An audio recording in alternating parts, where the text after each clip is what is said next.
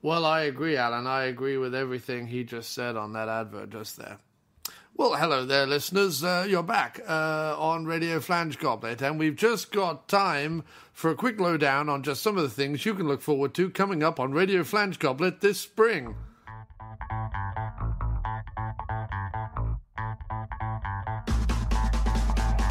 All of My Wigs Are Beige, an 18-part series on fake hair maintenance in the 15th century, hosted by Lionel Ludlow Pinky, a hair expert from the Paraguay Institute of Toupee Studies and Historical Wig Maintenance, and David Hasselhoff, who also provides musical interludes and tiny leather pants. My Liquid, Your Head Topper. Not much is known about this series yet, but it's out of Norway and it seems to involve 14 large burly men taking it turns to urinate into Jamiroquai's hats. Countdown to the Apocalypse and Other Sad Realities of Modern Existence.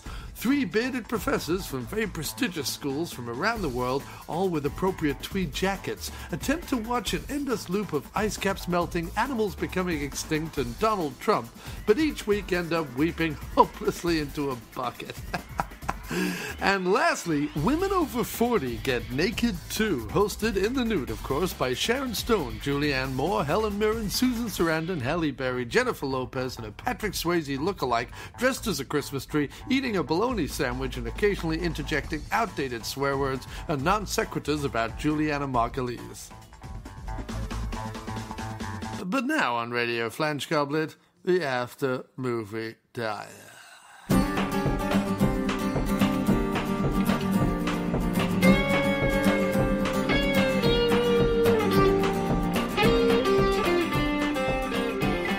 No, come in here. No, see there? Put that down. Nobody wants that. Nobody needs to see it or hear it. Come in here. Sit down. That's it. Gladys, come right here.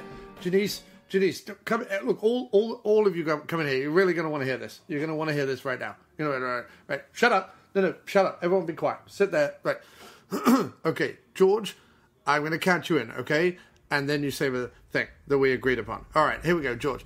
1, 2, 3. You're listening to the sweet sounds of the After Movie Diner with your host, Jon Cross. Did you hear that? Did you hear the sweet dulcet tones of George right there saying my name on the podcast?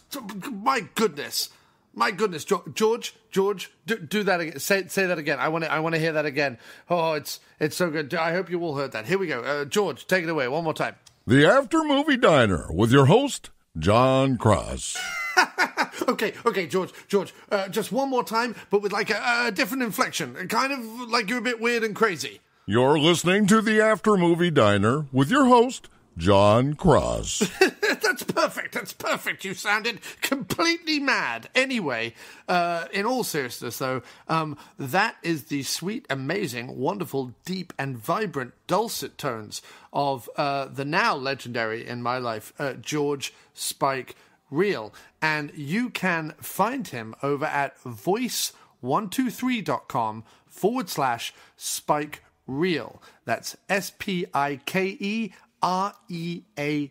And he does voiceovers for commercials and promos and audiobooks and video games and podcasts and all sorts of amazing stuff. And he, on Facebook, was giving away 30 words for free of his voiceover stuff, and was very gracious because I gave him 30 words to say, and then he came up with a whole bunch of other stuff and gave me lots of different options. So from now on, George will be our official announcer here on the After Movie Diner, and you will hear his voice throughout the shows, and it's absolutely tremendous. But I would love, because obviously he gave us this wonderful deal for 30 words for free.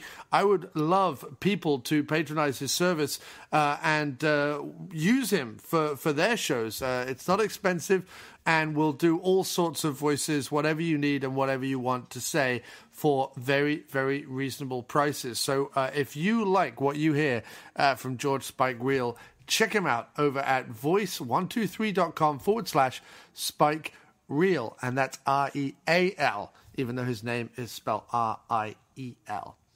So check him out on voice123.com and make a PayPal payment today and get your voiceover done by one of the most lovely and professional voice actors I've ever worked with. But with that, it is up to me to introduce this week's guest. So,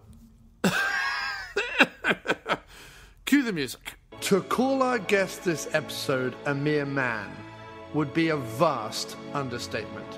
He rides majestic atop a half-eagle, half-bear, half-stallion, draped in several American flags that were hand-stitched by the founding fathers themselves, through a land of wolves and lumberjacks under a giant red and white striped moon in a blue starry sky that is lit up by raw and powerful lightning. He is carrying a machete flecked with the blood, vomit, and semen of his enemies, and in the other hand, a legally registered firearm around which is wrapped the actual Constitution of the United States. His Native American name is Freedom. He shits manliness, pisses truth, and comes justice. He bathes in the sweet, sweet creams of Pegasus and Cleopatra. He drives a hearty sex wagon that roars out freedom. He's a podcaster, the likes of which the world has never seen, a stand-up comedian banned in Europe, Asia, and Australia for being just too damn free and not in any way a filthy communist. And of course, it goes without saying, he's a fucking local legend. He's also a better damned carpenter than Jesus H. Christ. It's the one, the only, Jay Freedom Mayo. Wow, I feel like I was a bit undersold there. I don't think you hyped me quite enough, John, but thank you so much. That you were right. That was literally the greatest introduction any man has ever gotten in the history of words. No words have ever been put together quite that majestic, I feel. And if you are the leader of a brave new generation of men, then please let me be your poet laureate. Oh, it would be an honor and a pleasure.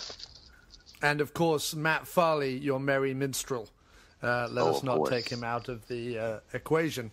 Because when two local legends get together, I feel the force of all local legends humming around us. Yeah, we're like a Voltron of local legends. We're like a local legend, collective, electric, powerful, raw, thrusting. I keep going back to penises. It keeps coming up. That's all you ever think about. It keeps coming up wangs, no matter what I do. Right. Everything's coming up wangs. Everything's coming up wangs, and that's almost the perfect way to introduce tonight's movie. Which earlier today I was thinking I'd really like to podcast this week quite a lot because I would like a nice surplus of podcasting in the old bank so I can just put them out when I wish. And I put out a collective message, and Mr. Mayo thankfully responded, and he sent me a list of movies that he had been watching recently. And one of the movies on the list was 1990's Getting Lucky by director Michael Paul Gerard. And I had recently been toying with the idea of doing an ongoing series on the After Movie Diner of what our colleague and other local legend, Mosif Porn, refers to as 80s sex romps. Or just 80s romps, if you like. Because I had fun doing a few podcasts with Mo about them in the past, and I thought maybe occasionally the After Movie Diner gets a little saucy, but in an 80s way. Right.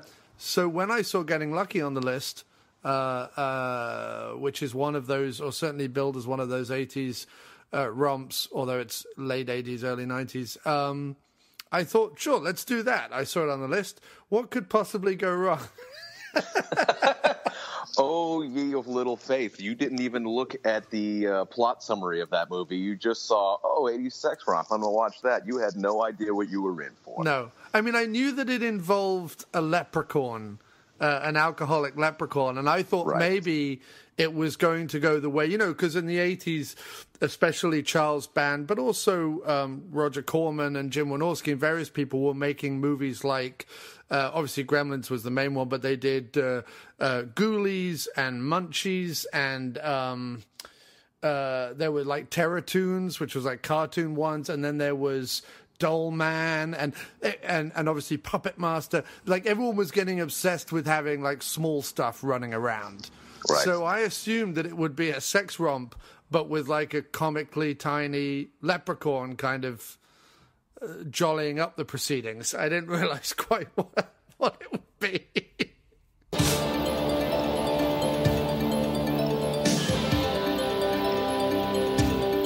Everyone remembers high school. At the rate I'm going, I'll have enough money saved up for college by the time I'm 990 years old. There's always the nerd. This is Bill Higgins, the new Buckskins towel boy. Towel boy. The meathead jock. Hey, Chrissy, I heard you finally broke up with Brian McCullough. Well, how about you and me getting together sometime? The bodacious cheerleader. You know who I really like? It's Chrissy Shackler. I've had a crush on her ever since the 7th grade. I'm not Jesus Christ, I'm a leprechaun. The leprechaun? How'd you end up in a beer bottle, Lepke? It's me punishment for being a drunk lad. I have to grant someone 3 wishes. 3 wishes, huh? I wish for a date with Chrissy Shackler. Exeter, Flexeter, fee-fi-fo, flacker. You've been a date with the last Chrissy Shackler. I would like to go out with you. You feel like making a hole in one. Will you marry me? I don't want you making the same mistake I did. Is that what I am, a mistake? Well, if it's money you're worried about, I've saved up enough to get through med school. What Chrissy had to say about me last night when you were taking her home. I'm gonna ram this tennis racket so far up your ass, you're gonna look like a human shish kebab. She has to the winner. I've had enough of this. Lepke, what'd you do? Get us back to normal size before... No. Chrissy, I'm down here.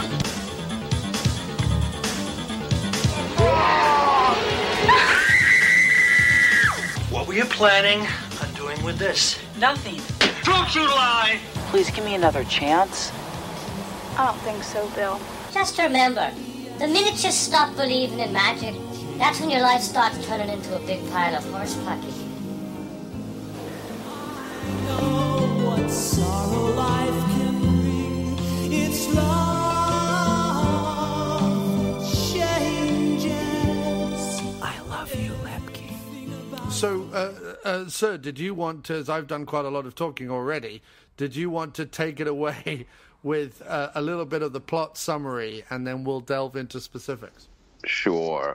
Well, getting lucky. This is a good one.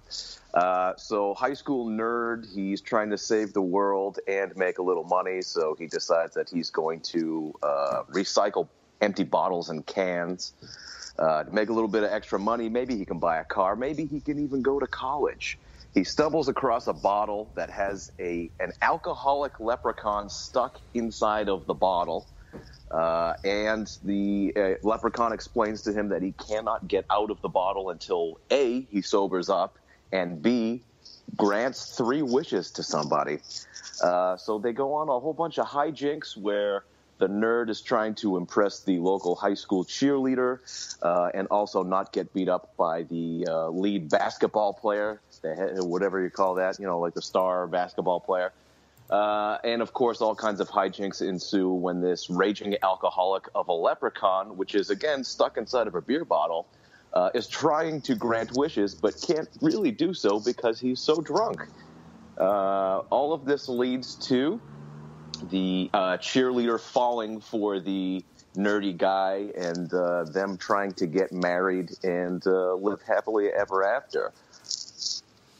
Right, but with the shadow of the, I'm just going to come out and say it, exceptionally rapey high school guy, Tony. Right. Yeah, Tony, the raping basketball player. He really there's is. no real better way to explain what he does other than tries to rape everybody. And it's, well, I mean, but specifically Chrissy. Let's get into that a little bit. So, initially, Tony, we see him and the basketball lot, and then we see the cheerleaders, one of whom is apparently a French exchange student. Right, and she's also about 35 years old. Definitely 35.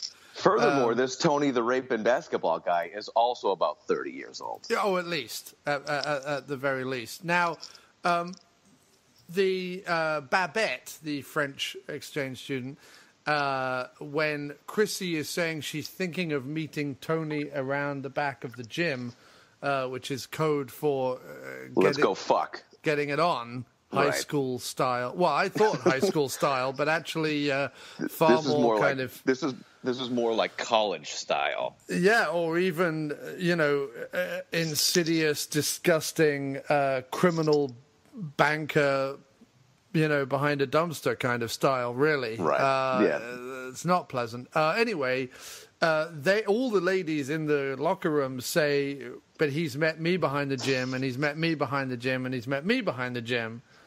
But then she wistfully looks into the mirror and says, but he is so hunky. Right. So we know already at the beginning of the movie that the sexual politics is out the window. And look, I make no bones about it that 80s sex romps are horribly misogynistic. But that's kind of the whole point of them. And they're sort of enjoyable in their own way. I always look at them as kind of like they are to comedy what slasher films are to horror. We're aware of we're aware that they're not masterpieces, and we're aware that they're not, socially going to change the world, but they are kind of base, fun entertainment, usually. Right. So I didn't go into this thinking that it was going to be, politically correct. And again, I feel, especially in current times, that political correctness has gone far too far and people have lost their fucking sense of humor. However, this movie kind of went too far the other way initially.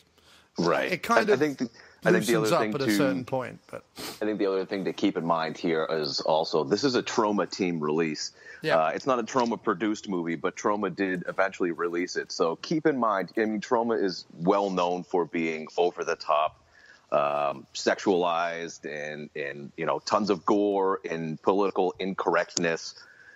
So when you put it in that vein, it's like, oh, okay, then it's just an average Troma movie. Like that's what you're getting into before you watch it.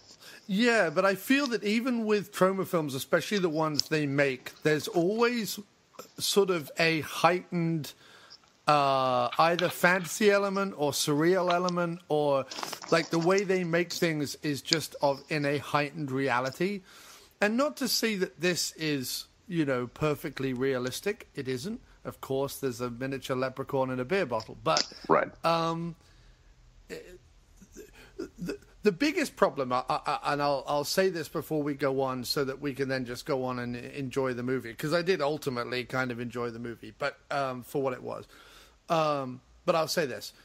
The biggest problem with this movie is that it was very, very independent at the time. So I think the major budget comes to about $20,000, and it's shot without any permits in and around Los Angeles, essentially. And it stars certainly in the people who play the main Tony and Chrissy. It stars two people, Tony, who is the aggressor, and Chrissy, who is the object of the desire. It stars two people who would never go on to do anything again, and who certainly had not done anything before this. So it stars two people who are not in any way actors or performers. And so that lends, unfortunately, a kind of horribly realistic kind of awkwardness to the scenes where they are being intimate, which, if it was a bigger budgeted, glossier studio-made movie, a la like something like Porky's or Police Academy or even Hots or Hard Bodies or any of those kind of movies, because they would all be actors or performers or even maybe softcore, strippers or whatever it is, they would all feel very comfortable with it, and it would kind of be joyful, and it would kind of be acceptable, and you could kind of... you feel like you are sort of awkwardly spying unpleasantly on two people you may have actually gone to school with. It's sort of that takes you out of the movie a little bit. You're too aware that this is someone who, if she was paid anything at all, is more or less being asked to do things on camera that is, a little bold, let's say, and it comes across as awkward. And I suppose that's my biggest thing against this movie is I like the 80s romps because normally they are, even if they are low budget, they're made, I assume, by a professional crew with professional people there, and everyone knows what they're in for. This kind of feels like maybe not everyone knew what they were exactly in for, and then to have a script that is constantly having this woman, certainly in the first act of the movie, saying, okay then, but no, no, no. Okay then, but no, no, no. It's such a horrible, horrible fucking message. It's such a horrible, horrible fucking thing that it was a little uncomfortable to watch. However, halfway through the movie does at least acknowledge that Tony is an aggressive... It doesn't condone his actions. It steadfastly condemns them. So it kind of lets it off the hook a little bit. Yeah, I mean, they clearly make him out to be the quote-unquote bad guy in the movie. They're at no point are they like, hey, he's going around trying to rape people, and that's all right. We'll just gloss over that. I mean, he clearly is the bad guy, and, I mean, he doesn't necessarily get what he deserves, but at least he does get in trouble for doing the things that he does. Yeah. So I think to go back to what you were saying before about them not being professional actors and it seeming a little more creepy than it should, I think the thing to agree with that, to make another point, is that because there is clearly such a huge age difference between Tony and Chrissy. Yeah. Clearly Chrissy is maybe 18, 19, 20 years old, and Tony's got to be at least 30 years old. Now, I get it. He's like a muscular, good-looking guy, and that's why they cast him in that role. But you're right in that if these were two polished actors, or even unpolished actors, but you knew they were actors and they were cast better, you would say, all right, you can believe the world that they live in, that they go to the same school and what have you. But the fact that these are untrained actors and there's such a real-life age difference between the two, you're like, oh, this man is trying to rape this child. That's what I was thinking throughout the first act. Like, what's happening here? Like, why is nobody stepping in? I need an adult. Yeah. But without us, it does. We have now set that this movie is problematic.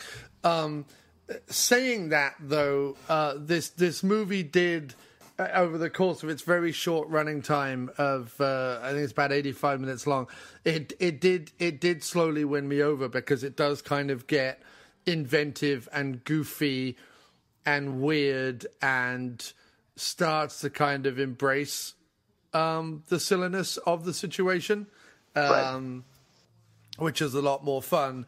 And... I mean, we won't even get into the fact that the leprechaun, for example, grants Bill way more than 3 wishes. Well, yeah, so the whole thing at the end where he's like, well, you have to get me to grant you one more wish. I'm like, he's already done about 75 things. I like they add that in a little bit after. They're like, well, I've been granting them these wishes, but they didn't really pan out 100% the way I intended them. So those ones don't really count. And you're like, I wish I had that kind of leprechaun in my life. Like, right, exactly. I know leprechauns don't exist, but I mean, that's really a stretch of the imagination. Like, I was only about 85% on that wish, so you get a couple extras. Yeah, which is wonderful. I mean, there is a plucky friendship formed between them. Between the wonderful Gary Kluger, who plays the leprechaun Lepke. Lepke the leprechaun. They got real inventive with the names. They did. And he had a little bit of a career. Not much, but he had been acting for about a decade before this movie came along. Great accent. Great accent. Great accent. They put the voice modulator on him to have a really high voice, and he did a great pseudo-Irish accent. I liked it a lot. But after this, you'll be glad to know that he was in one episode of Babylon 5 as Man. Oh, hey, coming from a guy that plays people that they're like, oh, shit, I guess we have to give him a name. I love when people play Man. Yeah. That's my favorite. I've been Man. Yeah, so Gary Kluger in Babylon 5 episode Signs and Portents from 1994 plays Man. This was a fairly large role for him, and bless him for that. Babette, the actress who played Babette, Jean Stewart, went on to be in Class of Newcomb High, parts 2 and 3, and was in the director's previous effort, believe it or not, Oversexed Rug Suckers from Mars. That was the director's first film, and I believe is the movie that is screening on the drive-in when our heroes, Bill and Chrissy, go to the drive-in. That's right. I think you're right about that. Because it definitely looked that way. The fun that this movie has is very often in the way it matches up audio with what's going on. So the stuff that's on TV that's meant to be sort of Animal Planet, but ends up just being about sex. The teacher talking about the Grand Canyon when our hero Bill is miniaturized inside the underwear of Chrissy. Right. It was a real Honey, I Shrunk the Kid situation. Yes, except it's more Honey Pot Shrunk the Kid. Yeah. Or I Shrunk the Kids into the Honey Pot. Honey, I Shrunk the Kids meets Debbie Does Dallas. Yes. Okay, going back to the beginning. So, nerdy guy, and there's a lot of... The other thing that kind of won me over is that the movie is filled with, like you said, a sort of ecological message. This guy does want to help the world. He does want to end guns and violence and war and various other things. Right. He wants to become a doctor, and he wants to, there's a line towards the end where he says, I know it sounds crazy that 2 people could save the world, but I guess we should try anyway, or something like that. Yeah. The actual line, I believe, as it's one of the only quotes on IMDb, is. I know it's impossible for one person or even 2 people to heal the whole world. But if each of us could just heal a little tiny part of it, think what a world that would be. And I believe he uses that phrase a bunch of times throughout the movie, right? Yeah. So he's like, if we got rid of guns, think about what kind of world that would be. And then he looks up and to the left every time. It's one of those moments where, to put a little punctuation on it, he just looks up and to the left. And it's almost earnest. I don't feel like it's necessarily taking the piss out of that point of view. I mean, it kind of wants to have its cake and eat it too. It is kind of joking about it, but at the same time, there's kind of a sweet montage with him and Chrissy picking up crap at the side of the road, putting it in a bin bag, and it ends with her getting a piggyback, and it's nice the way that Chrissy, because their first date is essentially set up by the leprechaun. And then it turns out that she is simply using Bill to get to the drive-in so that she can have a tryst with Tony. Right, who recently, earlier in that day, tried to rape her, not once, but twice. Yes. Well, no, wait a minute. Twice? Yeah, so he tried to, right, in her bedroom. Behind the school, and then he went to her house and tried to do the same, and the mother walked in and kicked him out. Yes, which is why they had to set up this whole fake date situation with Bill, so that the mother didn't find out that they were going into the drive-in together. Yeah.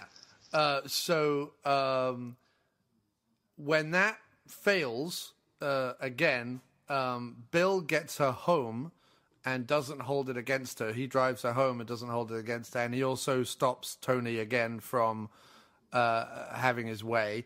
And she realizes the next morning the error of her ways, and they have kind of a sweet thing then.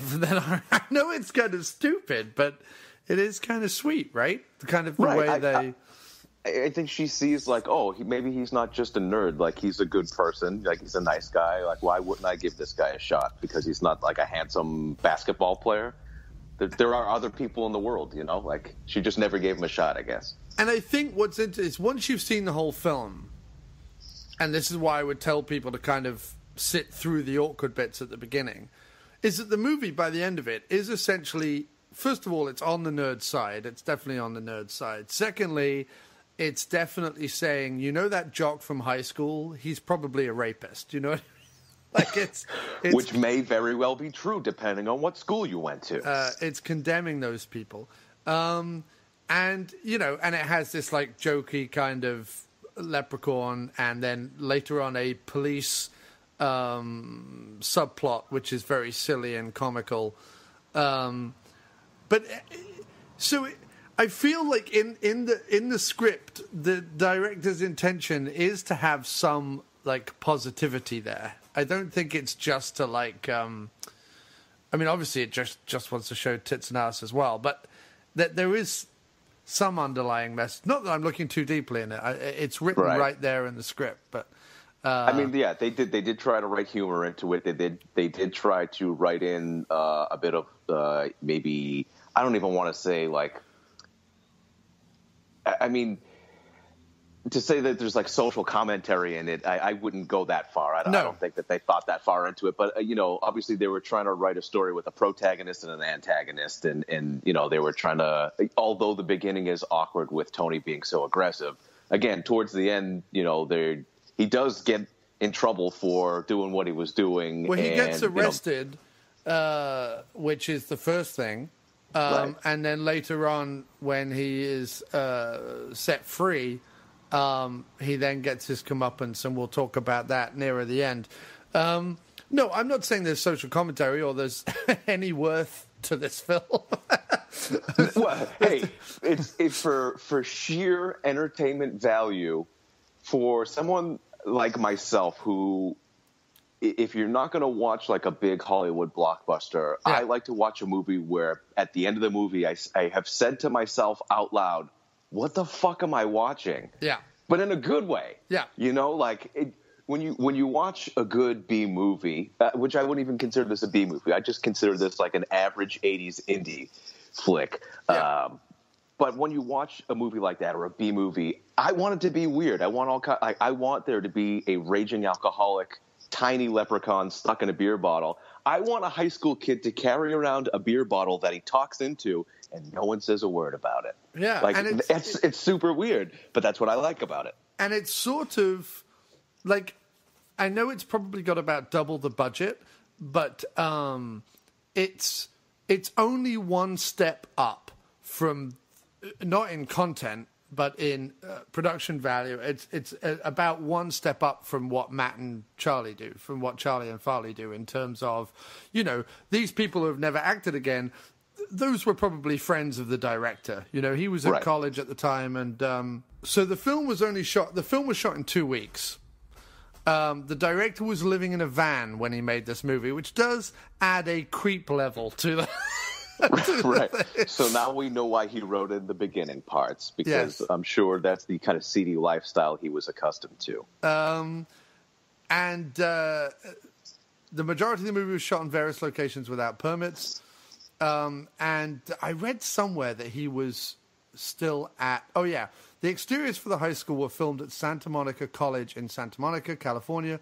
Moreover, writer-director Michael Paul Gerard was still attending Santa Monica College when he made this movie. So I would imagine that a whole bunch of these people were probably at that college. You know what I mean? Right. Or at least were kind of friends or colleagues or whatever of him.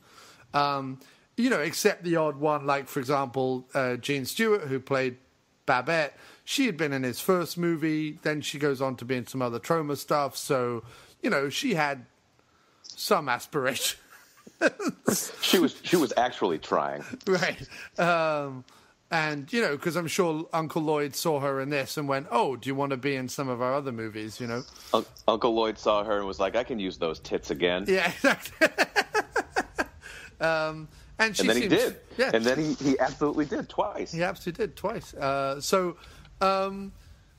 But that's what I mean. Like, if you go into it with the idea that instead of like Charlie and Farley are trying to make, the Pit style straight to VHS weirdo Canadian horror movies of the 80s, this guy got together 20 grand and decided to make his own version of a supernatural sex romp film. Right. Which, let's agree, that's the best kind of sex romp. It is. The supernatural kind. Supernatural kind. And I think the one thing it missed was some form... Like, I didn't particularly like the leprechaun being in the bottle. I would have preferred it had it been a little person dressed as a leprechaun, and be talking like that, and doing like a little and then maybe at the end. So you wanted an actual little person? Yes, a midget. Yeah, right, as the leper, not a full-size man. No. That they just shot from the top down to make him seem small, yeah, and then also put a graphic around it to make it look like you were looking through the top of a beer bottle. You actually wanted a small person. Yes. Okay. All right. Hey, listen, I'm in. If that, I'm sure. Again, limited budget. We all know little people, more money. That's how it works, right? The smaller the person, the bigger the paycheck. Bigger the trailer. Yeah, that's the way it works. Smaller the person, bigger the trailer. That's why Al Pacino gets the big bucks, because he is true. Tiny. But no, I would have liked that, and then I maybe would have liked, what if the leprechaun had his eye on a little lady person.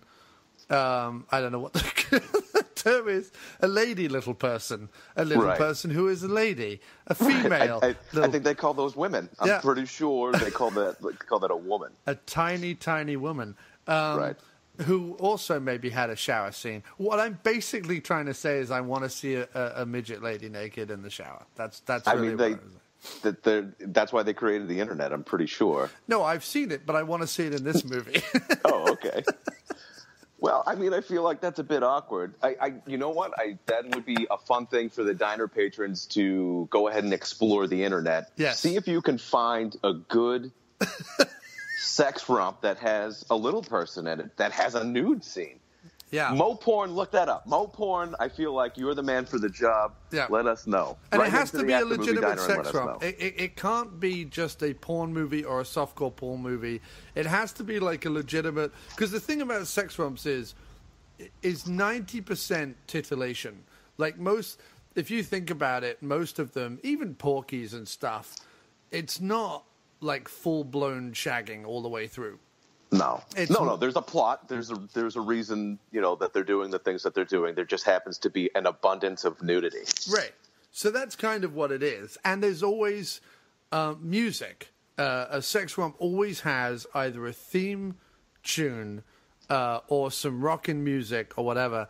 And this one, Getting Lucky, one of the things that was a sheer joy about this film, and Michael Paul Gerard is also a composer, so I would imagine he probably did some of this music himself. Yes, he did, along with a lady by the name of Miriam Cutler. He who went on to do quite a bit of sound. She was Emmy nominated, Miriam Cutler. Not for this movie. No. But she's been working constantly. She kind of started with these lower budget movies, and has now been doing quite a few bigger things. Good for her. She finally put in her 10,000 hours, and it's starting to pay off. It's starting to pay off. Although, looking at some of the titles of these later movies, I'm not quite sure. But hey, do you have an Emmy nomination? No, I don't have an Emmy nomination. No. Well, then I guess she's doing better than both of us combined. Yeah. So go fuck yourself, Jon Cross. Yeah. Miriam Cutler has a sweet, sweet Emmy. You don't. Well, she's got a nomination anyway. Well, yeah, exactly. Yeah, hey, fuck her. She didn't win. Yeah. Obviously, she's not that good. So her and they do songs, and what I love about the songs is if you listen to them closely, they are definitely commenting on what our protagonist is going through at that time. Yeah. So there's the first song, and the kind of song that gets a reprise all the time is, you can do it if you dream, and when you dream it, it can come true, and that kind of thing. And then when he is miniaturized along with our leprechaun and is, she sits on the bike saddle that he's miniaturized on, and he climbs into her underwear, and then in an attempt to climb up her pubic mound, ends up giving her an orgasm in a classroom while a teacher very excitedly talks about the Colorado River flooding the Grand Canyon, because the metaphor in this movie is subtle. Obviously. The best part about that whole scene isn't even the fact that Bill is trying to climb up her pubes to get away from her vagina, which he's obviously been trying to get into when he's been full-size Bill the entire movie. Right. He's trying to get not in a bad way like Tony, in a sweet way. Right. Like normal people. That's not the ridiculous part. The most ridiculous part is the fact that the leprechaun shrunk himself also. Yes. Why would the leprechaun shrink himself? He shrunk everything. He even shrunk the wrench and the beer bottle and everything. Everything. Like, he was just like, whoop, sorry, I'm not a very good leprechaun. I'm not a very good leprechaun. I'm terribly sorry. I've shrunk us both down. Yeah. I literally shrunk everything. Like, why didn't the bike shrink then? Like, if everything that was on top of the bike shrank, including the beer bottle and the wrench and everything, why didn't the bike also shrink? Well, wasn't it everything that was in his hand? Yes. Well, everything that was on Bill's person, basically. Right. Yeah, including his clothes and everything else. Right. And even though... the funny thing is, okay, so the very end of this movie, they have got married. And... before you go any further, this movie goes from, like... let's say like a 4 or 5, like, at the beginning you're like, I don't know about this. Then it builds and you're like, okay, I kind of like this. And then after they get married, it goes from like a 5 to like a 15. Yeah. On a scale of 1 to 10, it goes from I can get along with this to what the hell is happening. And all of a sudden it goes from normal to super ridiculous. In the greatest way possible. The only reason I'm bringing up the very end is that at the very end he explains the situation with the leprechaun and everything. Because he's forced to by the policemen who have been following him, who think he's a drug dealer because he got a new car and lots of money, when really that's the leprechaun doing all that. Right. And when he explains it to her and then sees the leprechaun again, because he happens to turn up in a non-alcoholic champagne bottle, I'm not quite sure how, but anyway, he does, at the very end when they're on their honeymoon, she seems really happy. Whereas actually she should feel violated because while he was miniaturized by the leprechaun, said sequence took place. So maybe the thing we don't see is after the credits roll, her face go from, oh, this is wonderful, we have a leprechaun, to, hang on a second, was that you in the classroom? Right. That violated me without my permission? But I suppose we're meant to, because that sequence is played very much for comedy, we're kind of meant to, and fantasy, we're kind of meant to go along with that bit. Right. Yeah. I to be completely honest, I didn't have a problem with that whole section whatsoever. No. I was like, this is ridiculous. Yeah. I love this. The fact that the teacher kept stopping and being like, are you okay? And she was like, yeah, I'm fine. And then she goes back to, like, very loudly moaning. And you're like, it essentially, it looks like she's having sex with the chair. Like, she keeps rubbing herself on the chair. Yeah. And you're like, what the fuck? But the teacher just keeps talking. The teacher just goes right back into the overtly sexual lesson. And then talking about the pilgrims coming and all this sort of stuff. Yeah. So I was fine with all of that, by the way. Yes, and then the fact that, of course, what follows is the shower sequence. Well, yeah. Well, we went about 15 minutes without seeing anybody's tits. Yes. So we can't have that. Which was awkward because there was clearly a moment where the four women concerned obviously had to remove their clothing because the whole idea was how was he going to get out of her underwear if he didn't, if they didn't get naked. So, and the camera clearly, like what he told the women in question was, and I can imagine this, he's like, I'm going to have the camera all the way back in the corner of the dressing room. You just quickly take off your clothes from behind, like we just see your bum, we don't see anything else. Put your towels around and kind of walk. So it's sort of this awkwardly leering shot, while at the same time, I presume, trying to be respectful, because it's not all like close-ups. Right. But it has the opposite effect. Rather than being respectful, it just looks like you're a peeping Tom. Yeah, of course. It's like you can clearly tell the director is just off the shot to the left or whatever, and he's like, okay, now everyone take your tops off. Yeah. Okay, good. Now everyone take your underwear off. Okay, good. And towels on. And all right, now walk over here. And it's sort of awkwardly slow. And also, it's completely unnecessary, considering the very next sequence they're in the shower and all of them are completely naked. So right. There is absolutely no need to see a ponderously long undressing scene. But again, the music comes in to save us, because over the top you have got that woman singing, who may be Miriam Cutler, we just don't know. Emmy-nominated Miriam Cutler singing, right. Take your clothes off, ooh, like over the top of the sequence, which kind of does save it. It really does. I will say, sometimes when you watch these movies and you're like, man, this soundtrack is really bad. And then every once in a while you find a soundtrack, you're like, wow, this is really good. Lost Boys comes to mind. Like when you watch The Lost Boys, you're like, this is a good soundtrack. Well, I Still Believe. Right. Exactly. But when you see something like this where they're literally just describing what's happening, you're like, this couldn't be more on the nose, and I love it. Like if they were to put in bad music or like sexy saxophone or something, you're like, all right, it's not worth it. Why even put music in if it's going to be that bad? Yeah. This was bad, but on a good scale. And it's hard to explain that, but when they're literally explaining what's happening and then using that song over and over again, you're like, okay, I get it. Like it's very tongue in cheek, and I love it.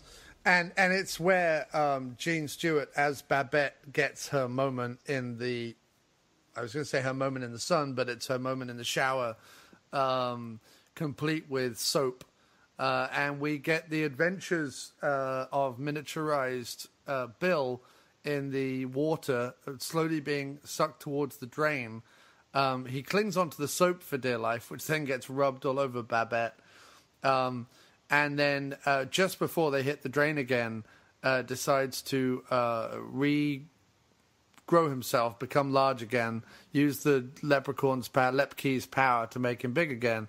Right. Which, and this was another favorite thing, meant that the glasses and the wrench, which had been miniaturized, suddenly appeared full size in Chrissy's underwear.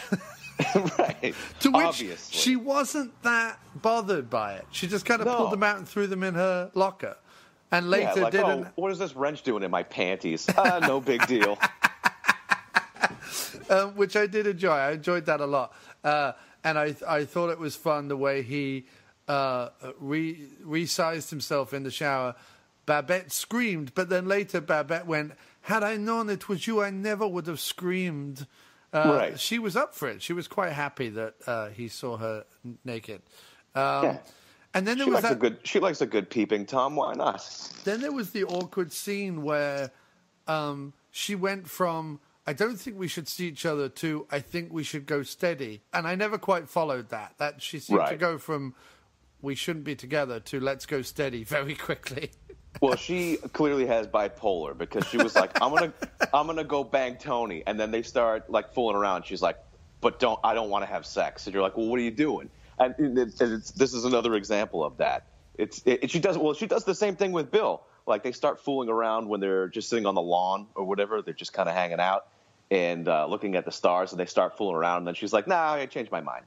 Like she's always changing her mind. There's she says, She definitely has a mental disease or something. I don't know. She quotes Brooke Shields and says that I don't think we should have sex till we're married. To which Bill humorously says, that's it, I'm boycotting all of her movies and TV shows from now on. Which I really liked that line. I thought that was funny. I thought it was a good scene. The After Movie Diner with Jon Cross will return right after this. Hello, folks. This is a promo for a podcast called The Chris and Chris Show. I'm Chris with a C. And I'm Chris with a K. The Chris and Chris Show is a movie podcast where myself and my colleague, Chris with a C, hello, discuss our thoughts on films from a wide variety of genres, all in our own inimitable style. Here's what the masses are saying about the show. Funny, irreverent film analysis. Reviews are great and spot on. Subscribe now. The Chris and Chris Show is a slickly produced and fun podcast with two gents who have great chemistry. They sound like two old men. I don't read that one. Oh, sorry. Keeps me intrigued and keeps me entertained. There you have it. What are you waiting for? Head on over to www.wafo.fm. The audio equivalent of dysentery. Stop reading the bad ones. What are you doing? Anyway, head on over to wafofm.com. That's WAFUFM.com to check out the show or subscribe to The Chris and Chris Show on iTunes. Or find us on Facebook at facebook.com/The Chris and Chris Show. That's Chris with a C, Chris with a K. Lovely. The biggest load of I've ever heard. What are you doing? Hey guys, this is JD from the In Session Film Podcast. Every week on our show, you can join my co-host Brendan and I as we review the latest films that's out in theaters.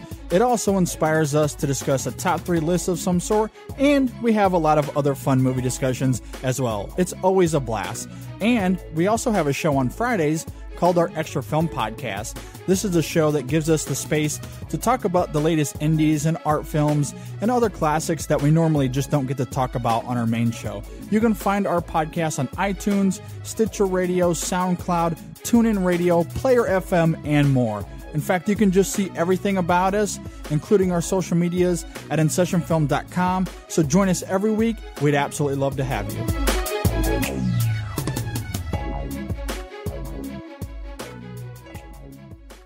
Hello, this is for... Can't we say hello at the same time? Fuck's sake. Hello! This is an advertisement for Master Debaters. Oh, can we say Master Debaters together as well? Yeah? Hello! I am Michael. I'm Sean. I'm Toffer. And we are the Master Debaters. We are the Master Debaters. That's what we want to do. We're all saying it. Yeah.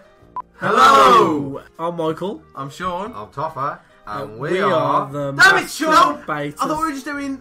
Hello! I'm Michael. I'm Sean. I'm Toffer. We are the Master Debaters. You can find us on Twitter @_Master Debaters, SoundCloud, Podbean, and iTunes. Just do yourself a favour and jump aboard this podcast train. Choo choo, motherfucker! You're listening to the sweet sounds of the After Movie Diner. Support us at patreon.com/After Movie Diner. Or I'll punch you in the teats. Rate and review us on iTunes, Earthling. I did want to bring up, dude, who was his ginger best friend? Is that Tim? Okay, so this best friend literally does not need to be in the movie. He's in the first 2 minutes of the movie. But he's my favorite thing in the film. I love him. And then he's at the very end, and you're like, where the fuck was this guy, like the supposed best friend the whole time? Like, shouldn't he be helping out somehow? Like, isn't that how these movies normally work? He was, yeah. I mean, he wasn't helping him out at all, but he was in the middle a little bit. But I liked him because he was a ginger dude, clearly another nerd, carried around a saxophone the whole time, no explanation. Saxophone and skateboard. Yeah. Called everyone man and dude the whole time, and ended up with Babette. Like, the man's a pimp. Oh, yeah. The man's a smoking hot pimp. I feel like Babette had run through literally every other guy in school, and she's like, well, I guess I'll bang saxophone and skateboard guy. I don't know. I'll go with the ginge. I'll hang out with Rick Astley, I guess. I don't know. When you've, as we like to say, when you've worn out your minge, you go with the ginge. That's what we like to say here on the After Movie Diner. Right. That's the new tagline. That's the new header on the website. Check it out. It is. Check it out. When you've destroyed your minge, end up with the ginge. But I liked him. I thought he was fun. The way he just showed up. No, I can't do that today, dude. I got to go play my saxophone and ride on my skateboard. And then he just ride off, like, playing the saxophone and skateboarding at the same time. You're like, who the fuck is this guy? Greatest man in the high school ever. Greatest king of the high school. If only we knew. That's just the tip of the iceberg of like weird shit that happens in this movie too, right? Like, I mean, there's a scene towards the end after they get married and they let Tony out of jail, where because they take it down from attempted rape to indecent exposure. Right, because for whatever reason, and he was also trying to give them dirt on Bill, like saying like, I think Bill's a drug dealer, right? So they kind of gave him a bit of a plea deal, and they were going to let him go. So of course he's going to go back and get his girl, right? Right. Because he didn't follow all the way through. It was just attempted rape. It wasn't full on rape before. He was going to finish the job. But it was kind of weird. Yeah, he was. That's what's really disturbing about the last bit. But like first of all, Tony says. So Bill says to Chrissy, "I love you." She says, "I love you" back. He says, "Will you marry me?" She says, "Yes." Her mum then says, "No." Bill then goes to the mum, and that's when he says that bit about, we're going to be a doctor, she's going to be a nurse, we're going to open up a clinic, probably not here, somewhere where they need us, we're going to help the world, 2 people at a time, we love each other, blah, blah, blah, blah, blah. The mother then says, fine, get married. So they get married.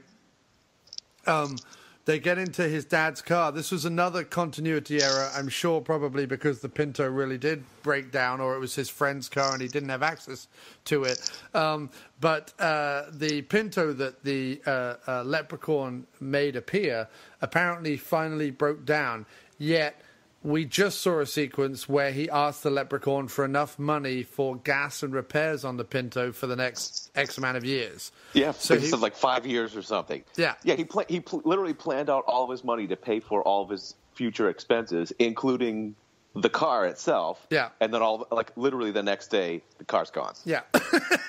Which is, that's what happens on these low-budget movies, right? The guy's like, sorry, your uncle needs the Pinto back. And he's like, but I'm filming this movie. And he's like, fuck it, tough. So instead, he's driving in this big beat-up junker that probably really was his dad's car, I don't know. And in the back seat, dun, dun, dun, twist of twists, Tony appears with malevolent intent and kicks him out of the driver's seat and then handcuffs her and drives off. And suddenly the movie goes up a notch. First of all, we're out into the countryside. Secondly, there's this car. Thirdly, Tony shows up. There's handcuffs. Then what happens, Jay? Go over the next insanity.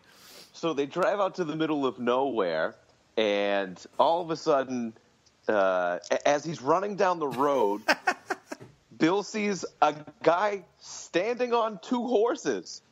Yeah. Who is this guy? He looks like a weird, barbarian. I don't know. I couldn't even describe this guy if I wanted to. Furthermore, they never really did a close-up shot of the guy, so you couldn't really see who he was. No. But there was a guy, 1 foot on one horse, 1 foot on the other, standing on the horse's back, riding the horses down a hill. Yeah. Who the fuck does that? Genghis Khan-looking guy. Yeah. Yeah. So he comes down the hill, and Bill's like, hey, can I borrow a horse? And the guy's like, no, I gotta stand on these horses. He goes, I have got 2 feet. I need 2 horses. But don't worry, I have a 3rd horse off screen. And gives him the 3rd horse from off screen. Yeah. What the fuck? Yeah. Where is this? Where do they live? That Genghis Khan, the road warrior guy, who's standing on horses. Yeah. He was like, I'm lousy on horses, but I got no saddle. Guess I'm gonna have to stand up. Yeah. I don't know.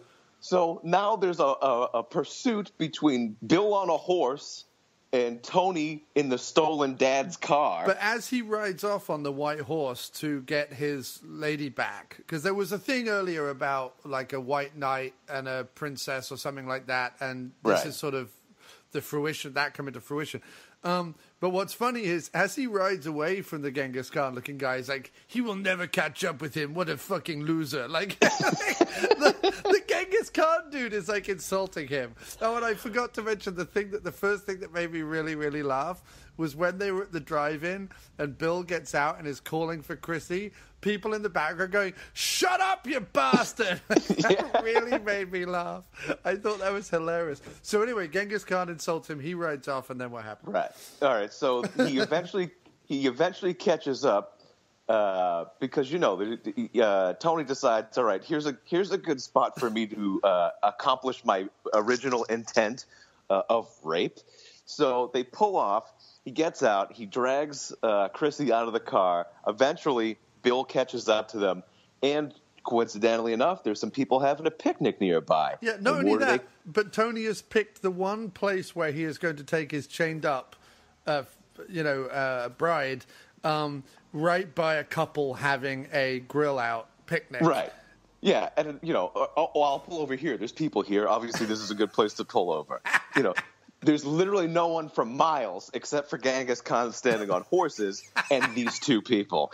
So pulls over, rips her out of the car. He's going to accomplish his deed. Eventually, Bill catches up, sees the people.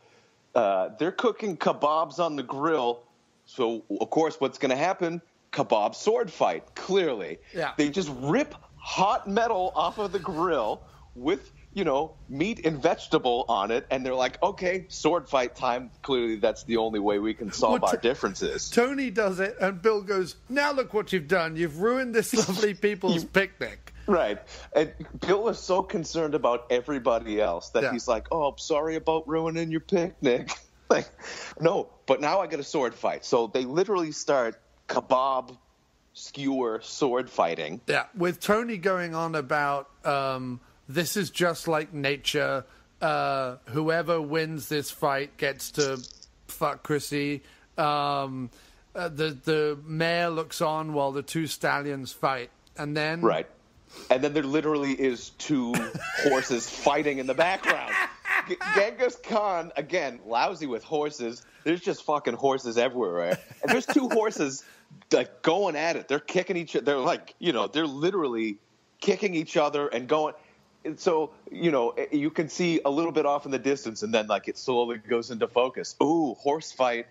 Skewer, sword fight, horse fight. Skewer, sword fight, horse fight. Going back and forth, back and forth. And what do you know? Good always triumphs over evil. When Tony goes in, does he stab a bee's nest? Yeah, he stabs a bee's nest, yeah. And the bees all attack him, and he's going to run off being stung by bees. Yeah. And Bill wins Not the day. The bees! Bill wins the day and then once again apologizes to the people doing the picnic. Sorry that we ruined your dinner. And they stand up and applaud.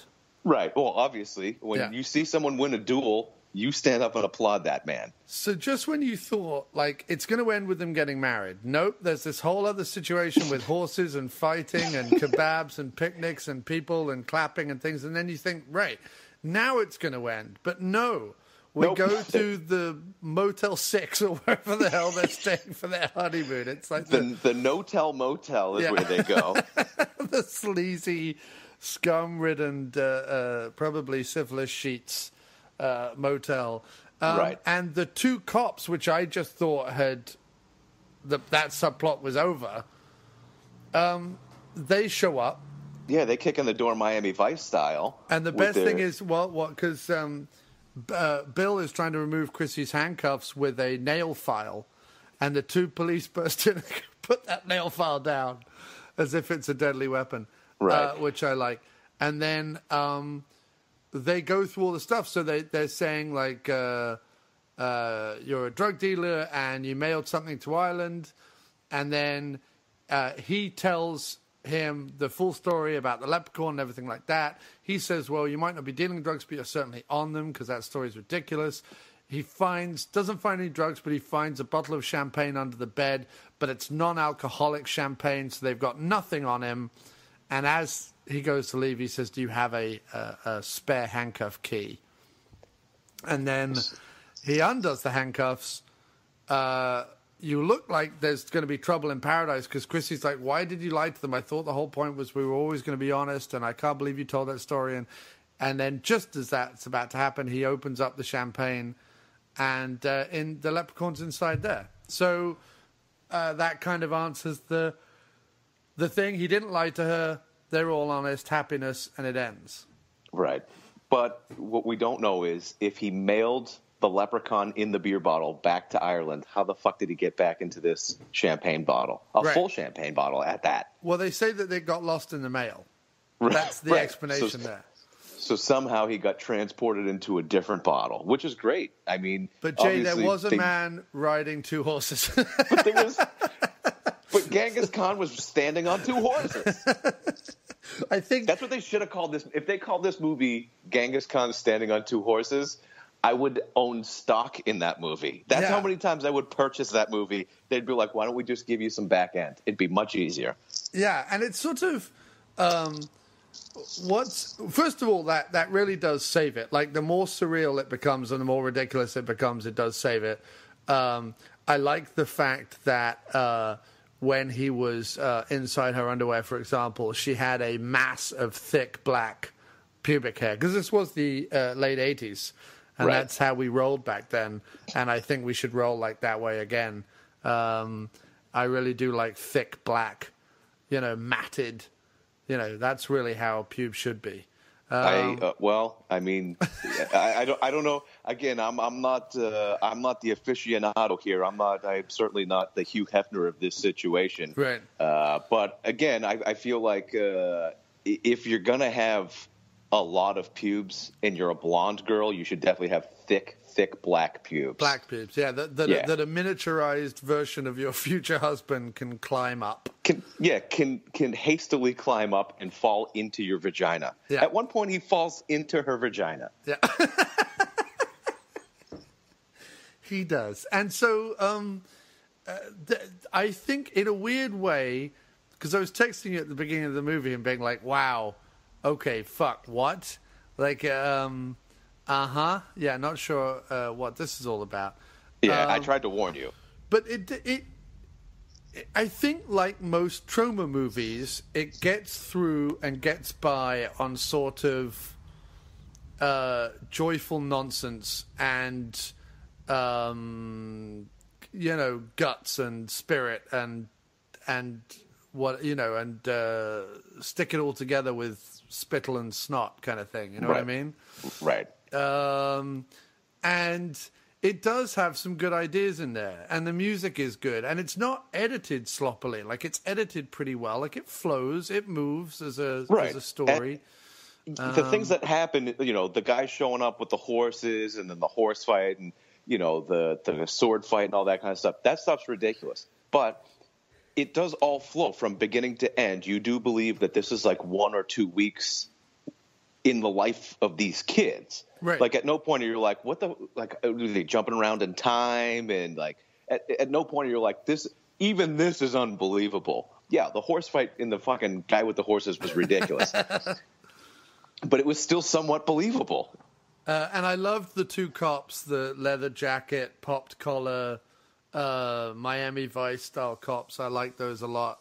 I was a big fan of those. Like I said, loved saxophone skateboard guy. I think that's Tim, but I don't know. I would have to I want to call him Saxaphone. Saxaphone. Yeah. Yeah, I like that. And then, of course, a lot of the credits in this movie are fake and have purposefully sexualized names. So you have Richard Jizzspurter, for example, was the first assistant director. I know him. I grew up with him. And Wayne Carr, or Wanker, was the Foley editor. You have Harry Balzac, Hans Job. Hans Job was the key grip. And various other names. Right. Lucy Pussett. But no, so there's some fun things about it, and everything we said about it at the beginning, it is kind of awkward, just the way it was made. Yeah, but they clearly needed a bad guy to. I mean, Bill was such a nerdy, do-gooder, save the world kind of guy that if the character of Tony wasn't aggressive, then the movie wouldn't have made sense. Did they go too far? Maybe, but it wouldn't have worked if he wasn't a super aggressive guy. No, but if you think of like the kind of like the punks and bikers and gang members and weirdos and freaks in like a normal Troma movie are so played like dialed up to 12, you know what I mean? They've always got like high evil voices and they're always like fucking, you know, they're always like punks and weirdos and freaks, right? And they're dirty and they have spikes sticking out of everything. Right, and one will have a pig nose and whatever. That you kind of, if they're disgusting and if they're filthy and if they're, abusive or rapey or whatever, you go with it because they're so, like, larger than life. You know, the guy playing Tony, he certainly in the end, attempts to be sort of over the top and a little bit more like, yes, men fighting men and da-da-da-da. And he tries to be a bit more kind of over the top. But he's so normal almost and so kind of a regular jock in a movie type guy that's where the Troma elements in this movie sort of are lost a little bit because he's not a caricature. He's, he wasn't ridiculous enough for you to have that suspension of belief that he is a real person. Right. Like, at no point in something like Romeo and Juliet do I think that anyone is actually in any kind of peril. No, of course not. But in this one, not that I thought anyone was in peril in this one, but I just meant they weren't good enough actors to kind of pull it off. And that made those sequences awkward. But beyond that, the TV, radio, teacher songs, all the soundtrack that's in the back of the movie, commenting on what's going on in the movie or having like a weird comical metaphor to what's going on in the movie, that's great. Like, that's really funny. Saxaphone skateboard dude, that's great. Babette, she's hilarious. The shrink scene, the guy on the horses, like all that stuff works and is fun and silly. And even the leprechaun, like the way that guy plays it, works well enough. Like, I like his little rhymes when he rubs the little ball bearing or whatever it is he's rubbing to make this, he's always like, twinty-tum, twiddly-dee, I will make you rich and me, or something. Whatever. Like, he has, like, little rhymes and stuff. The sequence where Tony is put under a spell and hits himself with his tennis racket and then rams the tennis racket up his ass. Up his own ass, yeah. Well, obviously, I mean, if you're going to have magical powers as a leprechaun, you might as well have a guy shove a tennis racket up his own ass. I mean, that's day number one. I mean, that's like you they wake should have up put that in the morning. first scene. Yeah. Right. Like, all right, so you woke up, you had a guy shove a tennis racket up his ass, then I had some coffee and some breakfast, and I got my day started. I mean, everybody knows that. So if you become a leprechaun through, or find out, like if you find out, Jay, that I've always been a leprechaun? That your lineage, that your genealogy, your family tree traces you back to leprechaun, and you actually have leprechaun powers. Right. That's the first thing you do. It doesn't even have to be someone you don't like. You're just sticking a tennis racket up someone's butt. All right. Well, I just want you to know, I did look into my lineage, and it goes all the way back to the American bald eagle. So I'm 164th American bald eagle, just so everybody knows that. Just so everyone knows that. Right. Because there's none more free than Jay Mayo. I don't know if I made that clear at the beginning of this episode. But he rides with the wolves under lightning. I may even take flight later on. I don't know. I haven't decided yet. That's your right, because you're free, and you live freer than anyone else. And I don't let anybody tread on me. That's true. You don't let anyone tread on you. And you are a better carpenter than Jesus H. Christ. That is fact. That's very clear. He never made a media center that stayed up the way yours did. Or a coffee machine stand. True. Or chairs. Multiple chairs. Many chairs. Because if he had Jesus chairs. only made the one chair, and the leg broke. So I'm just saying, might be better than Jesus. Had a table. I'm just putting it out there, people. Right. Jay Mayo. You can form your own decisions. I'm just giving you the facts. Better than Christ. Better than Christ, 164th bald eagle, and possibly descended from leprechauns. And if you say anything, he will make you shove a tennis racket up your ass. Right. Furthermore, hashtag don't tread on me. Hashtag give me land, lots of land under starry skies above. Don't fence me in. Hashtag tennis racket. Hashtag butthole. Hashtag standing on horses. I'm going to add that. I think as Matt Farley and I coined the phrase, angry, I was standing on a cake, which is such an in joke because you have to have listened to one particular episode of the Motor and Media Infomercial podcast to understand that joke. But anyway, you should know that there is a phrase that says, angry, I was standing on a cake. I think now we should have the phrase, in trouble, I was standing on two horses. or it has to do with something about being ridiculous. Like, this is more ridiculous than standing on two horses. Yeah, more ridiculous than standing on two horses. Right. Angry, I was standing on a cake. More ridiculous, I was standing on two horses. So we've coined a new phrase here today, Jay, because that's how we roll on the After Movie Diner. We live it free. That's true. You can now get that on a T-shirt. Go to aftermoviediner.com and get your more ridiculous than standing on two horses T-shirts. Tomorrow you will get, I'm telling you right now, tomorrow that will be a T-shirt. Hashtag T-shirt. Hashtag T-shirt. Hashtag standing on two horses. If you go to cafepress.com/aftermoviediner, because by the time they hear this, it will be a T-shirt.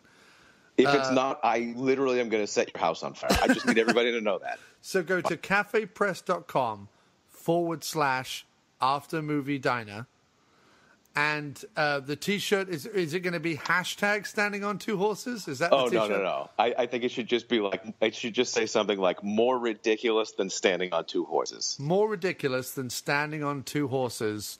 That T-shirt will be available tomorrow, along with the classic T-shirts. Other designs that are available, apart from obviously the After Movie Diner design, is we do have the design. I hope one day we'll all have a friend like Karate Pete. Susan Sarandon's Monkey is Dead.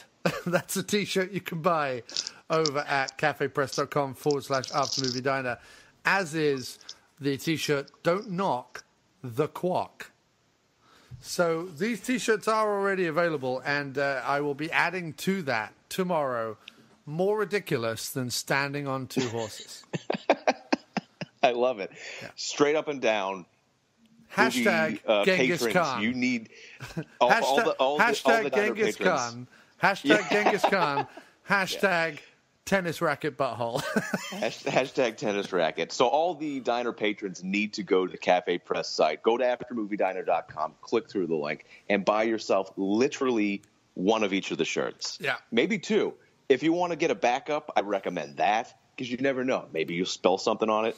Maybe you'll put it through the laundry and it'll shrink or discolor. I don't know. Maybe. You always want to have one of these shirts on hand at all times. You so can get each one of them. A plain white Karate Pete T-shirt for just $18.39. That's amazing right there. They're basically giving them away. Yeah. You can get a Susan Sarandon's Monkey is Dead baseball jersey style shirt for $20.69. Which, let's be honest with each other, that's the best kind of shirt to get. Baseball shirts? Are you fucking kidding me? And you can pick your own sleeve color from 3 attractive choices: black, red, and blue. And before people ask, there is a picture of a dead monkey on that T-shirt. Well, of course there would be. Why wouldn't there be? So Susan Sarandon's Monkey is Dead, complete with dead monkey picture. Fantastic. Buy 3 of them. Get one of each of the sleeve colors. Don't be an idiot. Get them now while the offer still lasts. Or these aren't going to be around forever. Get them while they're hot off the press. Cafe Press. If you're as manly as Jay Mayo, you may want to go with the sleeveless tee. Oh, yes. Sun's out, guns out. Sun's out, guns out. They also do a men's tank top. Oh yes. Sweet sleeveless tank top. if you wanted someone to see your side boob, because obviously you do it by going through cafepress.com/aftermoviediner and get one of these great graphic men's tank tops. So not only can you get a fun design on the front of it, but you can also show people your side boob. It's wonderful. It's wonderful. Unfortunately, although we do have kids and baby size stuff, we do not have a Susan Sarandon Monkey is Dead baby tee. You can only get After Movie Diner stuff on babies. There is no dead monkeys on babies, I'm afraid. Right, we're going to call IT. We're going to fix that. There is also some Beard Love products on the After Movie Diner gift kiosk. There is To Hell with Milk, Got Beard, ? There is Yes, I Have a Beard, What More Do You Need to Know? There's I Don't Need a Superpower, I Have a Beard. There's 3 different styles of that, by the way. And there's also I Don't Know What the Question Is, but the answer is More Beards. And there's 2 designs of that. So the After Movie Diner kiosk, really, you haven't lived until you've gone and explored cafepress.com/aftermoviediner. And don't forget, more ridiculous than standing on 2 horses. Hashtag Genghis Khan. Hashtag tennis racket butthole. Get them today. So, Jay Mayo, thank you ever so much. I must now wrap this up, but thank you so much for covering Get Lucky from 1990, available now at all good slaughterhouses. Jay, where can the listening meanies find you? And enough pimping my crap. Pimp your stuff, sir, before we wrap this up. Well, thank you, sir, for having me. The Diner patrons can find me on my podcast, Hold The Mayo. We're on iTunes, Stitcher, Spreaker, and everywhere else that podcast can be found. Make sure you subscribe, rate, and review on iTunes. That is a big help for us. We've got lots of stuff going on. Our website is corruptaudio.com. Right now, the website is down because it's being rebuilt, not unlike the After Movie Diner just was recently. So we are rebuilding the website. You can check that out. We're also all across social media at Hold The Mayo Pod on Twitter, at Hold The Mayo Podcast on Instagram, and Facebook.com/Hold The Mayo Podcast. Make sure you check us out. You can also go to funnybroad.com and you can check out my co-host Marie Forster. She does lots of great stuff there. She is a Huffington Post contributor and she does a fun thing on Sundays. Hashtag Watch Mario Eat, where she features a local newscaster being completely ridiculous. So check that out. Follow the hashtag on Instagram, Twitter, Facebook, Watch Mario Eat, and go to her website, funnybroad.com. Excellent. So everyone do that, because Marie and Jay are by far 2 of the funniest and 2 of the greatest humans who have ever breathed, and they are both American. That's true. So that makes them free. And with that, sir, I want to say it's been a pleasure talking to you tonight. This will go up this week. And let's do this again very, very soon. Well, thank you so much, John. I love coming on here. I love talking about movies. Also, check out Jay Mayo's Tasty American Troma reviews on the aftermoviediner.com. We have a lot more videos coming to you in 2017, including but not limited to maybe this particular movie. Maybe I'll secondarily review this movie, Getting Lucky. He's going to double up on the Getting Lucky, much like a man riding 2 horses. That's right. With that, Jay has transmogrified into a glorious golden eagle, has squawked and flown off into the night, atop wolves with lightning.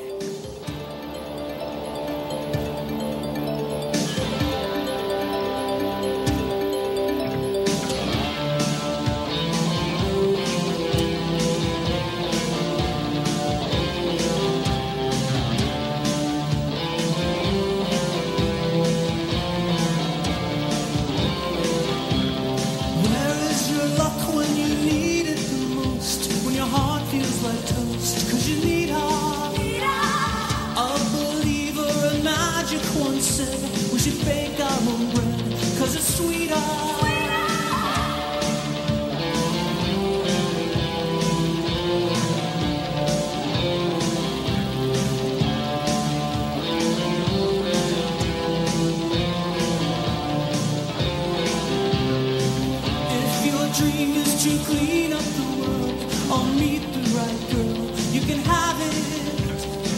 Though a flower can sometimes have thorns, take the bull by the horns and go. Boy, are